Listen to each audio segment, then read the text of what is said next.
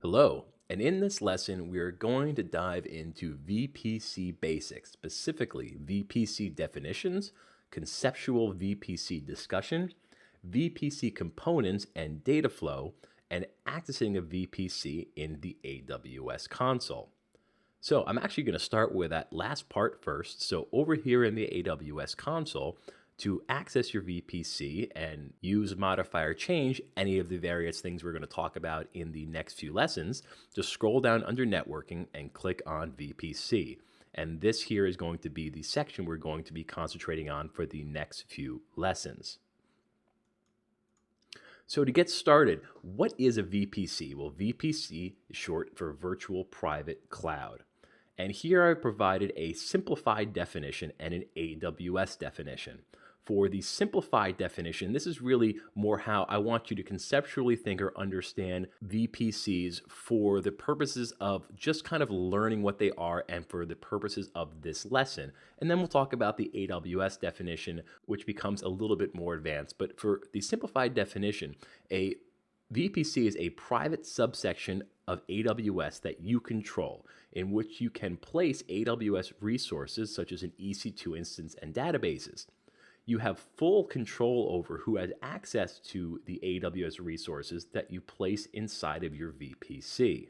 Now, with the AWS definition, Amazon Virtual Private Cloud, or Amazon VPC, lets you provision a logically isolated section of the Amazon Web Services cloud where you can launch AWS resources in a virtual network that you define.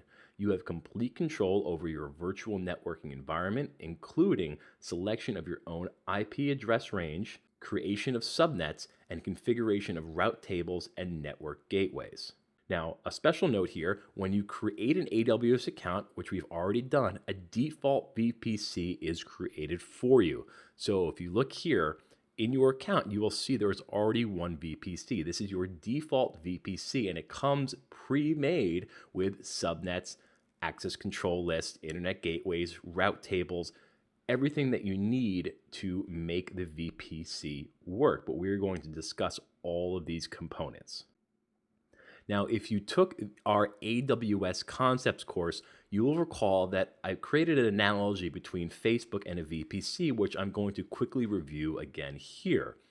The way I want you to think about VPC is very similar to the way that you may think about Facebook in terms of how they are designed conceptually. So with Facebook, you have your homepage, your friend has a homepage, and I may have a homepage. And in your own homepage, you can post things, right? Videos, photos, or posts, and you can decide who has access to view your post and who doesn't. It's very much the same way when you think about your VPC, in that in Amazon, everybody has their own VPC. You have one, I have one, our friends will have one. And in our VPC, we will put things like EC2 instances or RDS databases, and we'll have protection around that in which we can only allow in certain people that we want to allow in or block out others. So this is a very simplified way to look at what a VPC is, but I think it's a very good analogy for somebody who's just trying to understand the basic concept of what a VPC is. Now, taking this a step further, let's look at a different way to conceptually explain what a VPC is. And for this, I want you to think of your home network. Whether you have ever thought about it or not, if you have internet access in your home, you have your own private network. And what are the common components of a home network? Well, you have wires, right, that come into your house from the street, which connects you to your internet service provider. You have a modem, which is your connection or gateway to the internet. You have, again, wires connecting your modem to the router. You have a router or switch, which is the device that allows you to connect devices to the network and routes traffic to other devices on the network or through the modem out to the internet. The same is applied to traffic coming into the network. And lastly, you have computers, cell phones, or any other smart devices that you own. So I want you to just conceptually understand your home network in that you have your devices, the computer or the phone you may be watching this video on right now, and those are connected to a router, which may have a wireless access point or it may be hardwired.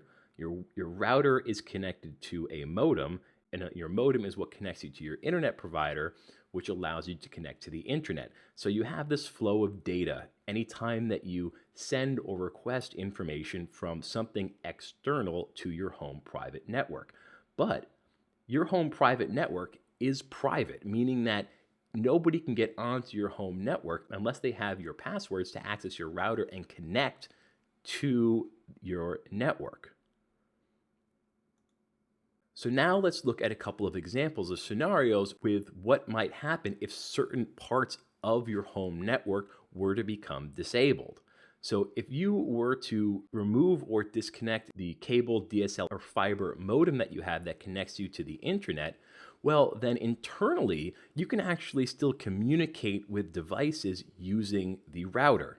The router itself does not need an internet connection to allow one computer in your network to talk to another. So you can share files between your computer and your phone using your router without ever having an active internet connection.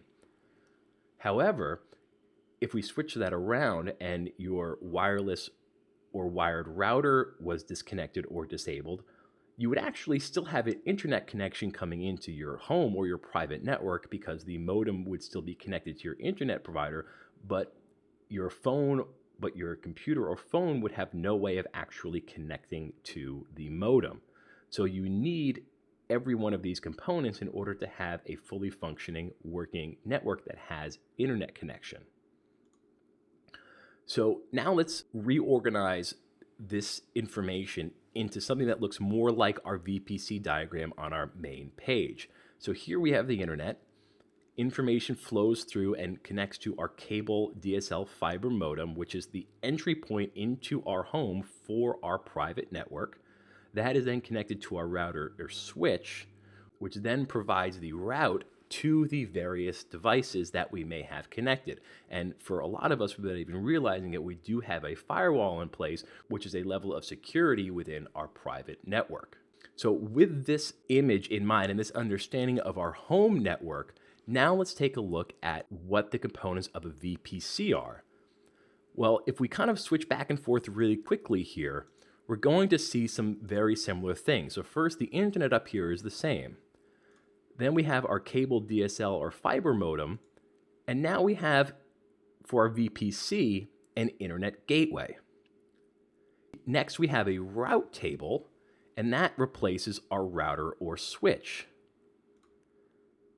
Then, instead of a firewall, there is a network access control list. And instead of a laptop or cell phone, we have EC2 instances.